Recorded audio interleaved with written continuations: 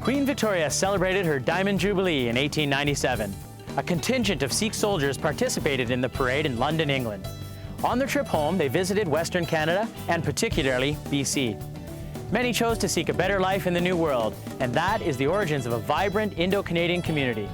With that comes a great culinary tradition that we salute today, a vegetarian feast of samosas, falafals, and local lentil dahl with rice and apple chutney. I'm Garret Schack, and that's what we're cooking on the coast. Namaste.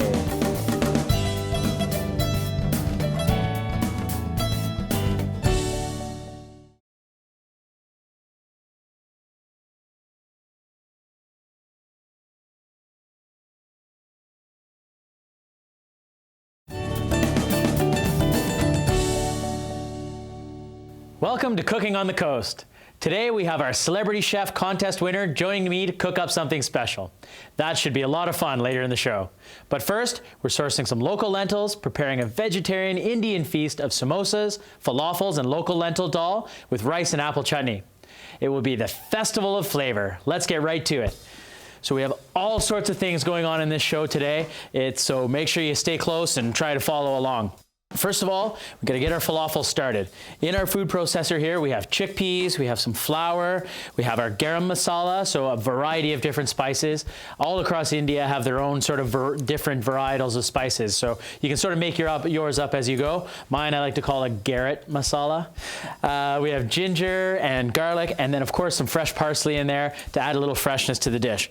Let's turn this processor on. So we really need to incorporate all this together really, really well. So we're going to turn it on. Makes a lot of noise, but that's okay. We'll just try and talk over it and turn our attention to the pan over here. I'll turn up my heat a little bit. Some vegetable oil in the pan. Get it nice and hot. We have these great Paderno pans here that allow us to get a really good heat on them. Onions, garlic, right in there. And then some ginger. Let's have a look here. Oh, so much nicer when you turn that thing off. Okay, it's coming together nicely. We'll just leave it for 1 second while we get our dahl completed here. Or get it anyway on the boil here. So just want to show you a little trick on how to peel ginger. Some people might just cut all the skin away, but it's a really thin skin on these rhizomes. So you can just peel it with the back of a knife, or you could use a spoon and just peel those skins back a little bit, just like this. There we go. We don't need the whole thing of ginger this time. Just set it aside. I'll cut a few slices. Now all of these are quite key ingredients in Indian cooking. You'll find lots of ginger, of course, lots of spices, garlic. You can't beat them for this kind of cuisine. In fact, Indian cuisine was responsible for bringing the international world together. It's through the trade of spices that our whole globe has actually become one, I guess, is the best way to say it. Now we don't want to chop this up too fine. We're going to be putting it in there with the lentils. So we want to get every now and again a nice bite of that ginger. It gives you a little bit of heat and lots of flavor. There we are, into our pan. Okay, and now this is a really important part. We're going to use our spices. We have some ground cumin here, which I'm going to add to the pan. And then again, the Garret masala or a garam masala. Typically it's about 5 or 6 different spices all sort of meld into one. Coriander, cumin, fenugreek, black mustard seed, all of those things are fabulous to have in there. Fresh chilies. There we go. I like a lot of flavor in mine, so I'm going to add extra here. You can ease it back if you want, but because we're using lentils, they're going to soak up a ton of this flavor. I'll pack the whole thing in there. I can smell that there's some lovely cinnamon in there. It's already coming through. Now check this out. I've got a fancy lentil stirrer here. Actually, I don't know what this tool is used for, but I thought it was cool, so we'd try and use it today. I'll give that a good stir.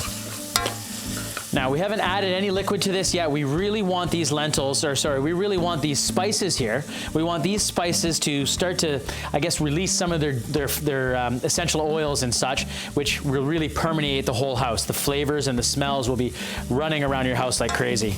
Oh, it smells incredible. I just love Indian cooking. It's just so full of flavor. And curries don't have to be hot. It doesn't have to mean that it's going to blow your mouth apart with heat. It's all about flavors. Now at this stage, we've let that go a little bit. let's add some lentils. So we have these amazing local lentils from Saanich Peninsula here on the island. Interestingly enough, Canada is actually the largest exporter of lentils in the world, which is amazing, and Saskatchewan grows a ton of them. So in we go. Probably going to use just about that much. And again, our fancy dahl stirring machine here, apparatus. There we go. I've got some fresh bay leaf here, which I'll add to that. 1 or 2. I always try to use fresh bay leaves when I can. Okay, a little acid from some lime. Squeeze it all in there. Don't let any of that juice get away. I'm going to do another quarter of lime here. There we are.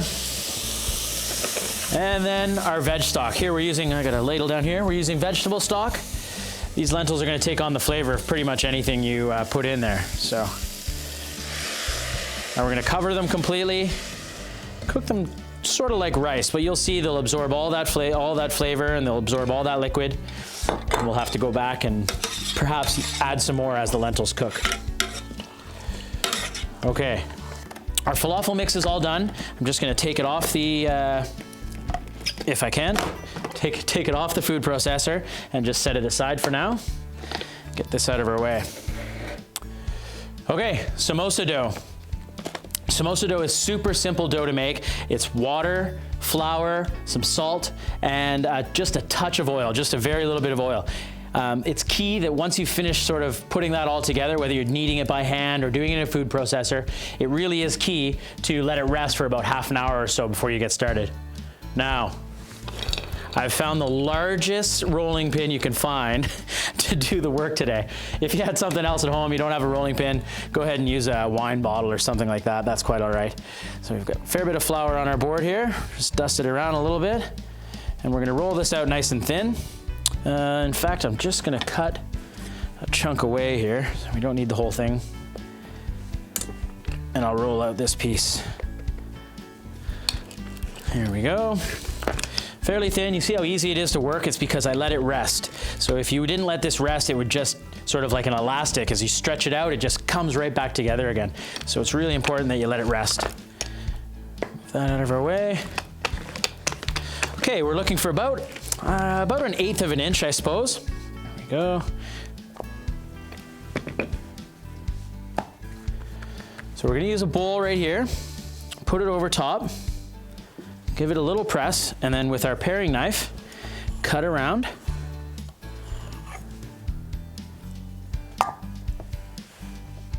Now this is actually 2 samosas right here. Cut one more down the middle so we have 2 half moon shapes. And there we have the beginnings of our samosas. We'll be back later in the show to finish off our vegetarian Indian feast. But first, right after the break, we introduce to you our Celebrity Chef Contest winner, Linda Ransome. You won't want to miss that.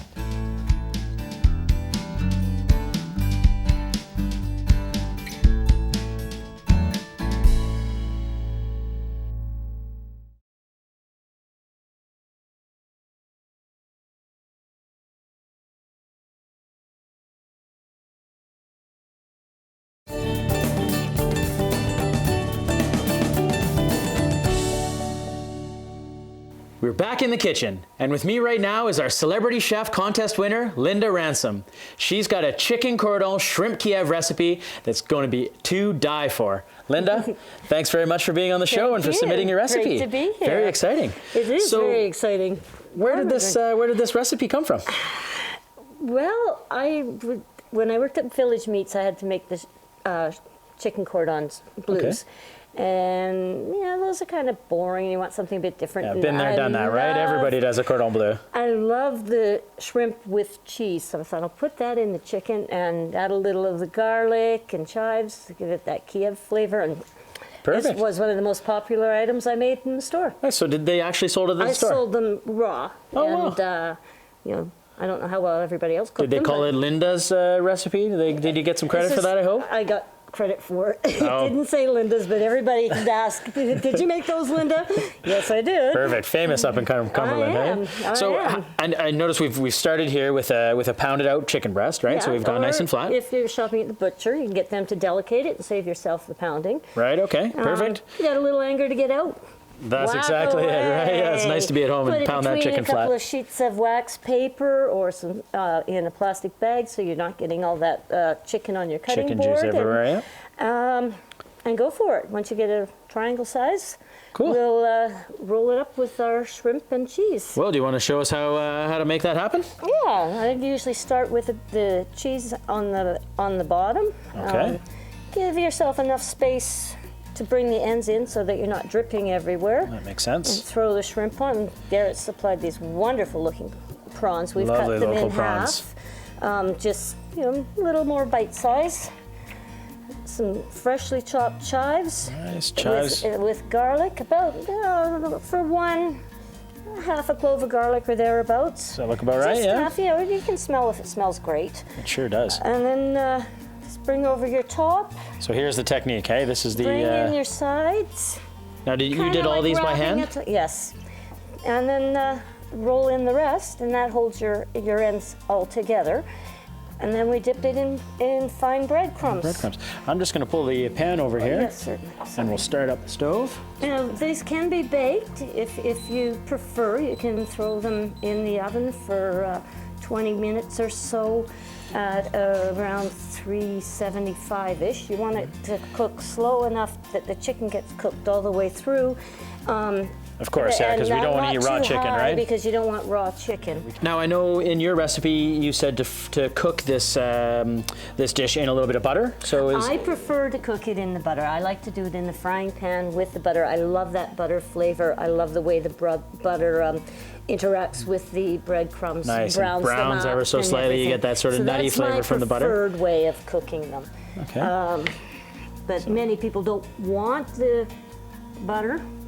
Though I don't know why. Butter is beautiful, How can isn't you it? live without butter? That's right. Yeah. So just get your pan about medium hot, put it in, roll it around, get all sides coated with it, and And now this is going to stick together. We're not going to. It's not going to explode on us. And I always start the cooking on the seam side down. oh, that's a great tip. Then Yeah. that way it seals itself as the meat's cooking. 'Cause, Perfect. The meat seals together. And when you tuck in everything, you want to not have any holes in your chicken, and then nothing should explode out of it. So do you do lots of cooking at home, Linda? I love to cook. I cook all the time. Yeah. Excellent. And It starts right every morning with a great big breakfast. oh yeah, big breakfast in the morning to get the day started off right. Bacon, eggs, Oh, yummy. toast, cheese, Jeez, tomato. you're talking my language. I might be coming up for a visit soon. Actually, you want to try something really good for breakfast, make yourself some French toast. If you want something quick and nutritious, instead of putting on syrup, Yeah. when you cook the one side of the French toast, flip it over in the pan, put some nice cheddar cheese on top. As the bottom cooks, Oh, the wow. cheese melts. And French grilled cheese sandwich. I like it. Yeah, That sounds great. yeah. Look at all kinds of cooking tips today from Linda. Hey, glad we had you on the show. yeah, because we've got the butter nice and bubbly now. Yeah, it looks great. And then just, as I say, roll it over and get a little bit of butter on all of your sides. There we go. There we are. And then I'll put the bottom back down to do this cooking first. All right, we'll just let that cook And away. yeah, So how long would this typically take to cook? 20 minutes or so. 20 minutes or Usually so? I get it in the pan, and then when all of that's cooking, I'll whip up together some salad or Perfect, yeah. make some garlic toast to have with it. I was going to say these are some of the accompaniments Yeah, that we have right here yeah. for this Well, dish. For a winter meal, you might want to have something more like a broccoli. or such with it. All right, it looks like our chicken's almost done. Just before we pull it off the plate, I wanted to make special mention to our runners-up, John Pressel with his easy baked shrimp and tomato feta sauce, and Janice Dirksen with her lentil curry and coconut soup. Thanks so much for submitting your recipes. Those sound good too, don't they? They do, don't they? So All right. They've been gently turning this over for about 20 minutes, and it's all ready to eat now. Looks great, yeah. So we just So put this turn on the this- plate? Yeah. Grained very nicely. Did a little salad and garlic toast for me. There we There are. we are. Oh, it looks, Chicken cordon shrimp. looks Kiev. incredible.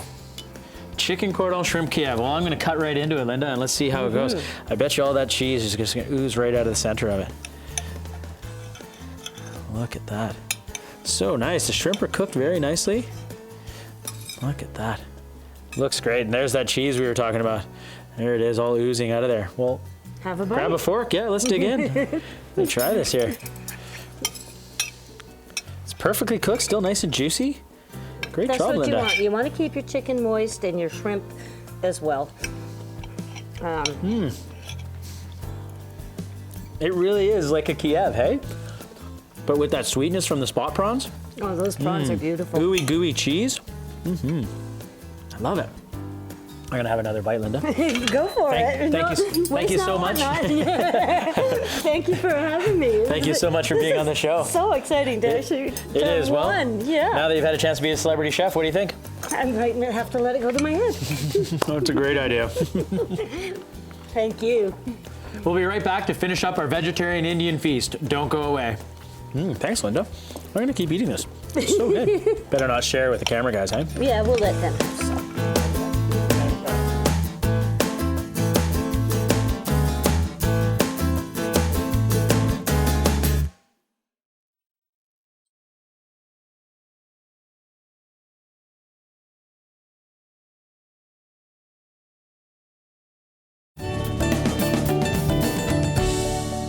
Wasn't Linda terrific? But now it's time to get back to our vegetarian Indian feast. We've already prepped up most of our dishes. We have everything sort of on the go here. What I'd like to show you now is how to actually put together this samosa. So we have the half moon shape right over here that we've laid out. In your hand like so, a little water, just on one corner, about halfway across. Now touch those two sides together. So we have a triangle shape there. But what we want is a cone. So I'm gonna lay it in just the center of my hand, just like this. Fold the sides over. So we have a nice pocket to put that, put our samosa filling in. So we've pre-made some samosa filling. Traditional filling would have peas and potatoes and carrots, lots of wonderful curry flavors. Packed right in there. At the restaurant, we actually do a dessert samosa with apples and cinnamon. Really delicious. A little more water, as such, and then we got to close that up. So our dough is still pliable, so we just fold it together. And there it is. Now let's get these into some frying oil. We already have it heated up. And we'll just lay them in. Gently, being careful not to splash. Be very careful here. There we are. May as well cook them all up. We got lots of hungry folks around. And we'll have a look at some of the things that we have going on here already. Golden brown and beautiful. I love that. They're crispy. The inside will be nice and hot. And onto our falafel mixture here. I told you there's lots going on in this episode. It's a feast of Indian proportions. We have our falafel batter. Now, it was a little wet from my first mixing, so I added some more flour, and then we just make some nice shapes and drop them in. And in it goes. And let's have a look at some of the ones we put in here before.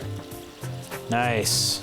See, they've started to cook. That means they're cooked just a little bit too long in the center. But that's all right. Still tastes delicious. Pull out the other two. At this stage, anything that comes out of a deep fryer, you kind of want to splash it with a little bit of salt. Onto our dahl. We have the local lentil dahl that's really come together here now. Probably 20 minutes, 25 minutes worth of cooking. Keep having a look. If you need to add more liquid, add more liquid. But we're at a stage now where these lentils are starting to soften. We have some diced tomatoes we're going to fire in here. And some fresh butter. So in that goes. And then just two more things. We're going to add some fresh jalapeno pepper. Okay, nice dice. Pop that into our pot. There we go. Stir it around and make sure all that butter gets incorporated, and we'll give it a little taste and see where we're at for seasoning. You notice I didn't season with salt earlier in the dish. Kind of a superstition of mine. Legumes like beans and lentils, I don't like to season ahead of time. I want to season those just at the very end. Okay, let's have a taste. I got a spoon here. Looks great. Lots of vibrant colors. Those tomatoes haven't completely broken down yet. Definitely need some salt. Lots of really nice curry flavors in there. That Garret masala is really coming together. Salt. And we're almost there. Okay, have a look at our samosas and our falafels. They look great. Couple more seconds. Now let's start going to the plates. We have a feast here, so we have some raita. Raita is like a yogurt and cucumber dish. We put a little twist on it by adding some sun-dried tomatoes. We have some delicious apple chutney. You'll have to check out our website for the secret on how to make that. And then we have our bowls here. Now, traditionally, an Indian feast might be served on banana leaf. For today's purposes, we didn't do that, but it's really cool when you use banana leaf. You put hot food on there, and the aroma from those leaves sort of sends this scent into the air that's really incredible. We have our rice. Our rice is all finished cooking. Standard rice, we're using a basmati style rice here, so it's a longer grain. You can see it's nice and fluffy in there, 2-to-1 proportions, as with any rice. We put some chilies in there, we put a little caraway seed and some fresh bay leaves. Looks fantastic. You can see how all the kernels are separate. There you go. And let's get that into our bowl. We want to get all those spices and flavors in there. Find those caraway seeds. Wonderful. And those chilies, let's not let them get away. There we are. Give our dahl one last stir, and then we'll plate that up. And then we'll get our samosas and falafels out. All right, it looks great. Nice and moist. Lots of flavors here. In we go. Look at that, all those colors. Just smells incredible. The whole house will smell of all these wonderful spices and aromatics. It's just amazing when you cook Indian food at home. Falafels are done. Just a pinch of salt right when they come out. We want that salt to sort of stick to the fried falafel. And our samosas look pretty great here too. I think they're done. They're nice and crisp. Let them drain just a little bit on some paper towel. Now, I can't stress when you're using a deep fryer at home, I can't stress enough that you have to make sure that you use a deep enough pot so that if you splash in your cold samosas or whatever, it doesn't spill all over your pot, all over your stove. There we are. Just turn all this off here. A little more salt, and we'll move a few of these onto our plate here. There we go. That's great. And there you have it, a vegetarian Indian feast of samosas, falafels, local lentil dahl, rice, and apple chutney. The only thing missing, maybe an India Pale Ale just to wash it all down. I'm gonna give one of these a try. Incredible. Check out our website where you'll find more information on today's show and maybe a few surprises. I'm Garret Schack. Thanks for watching, and don't forget to savor the flavor.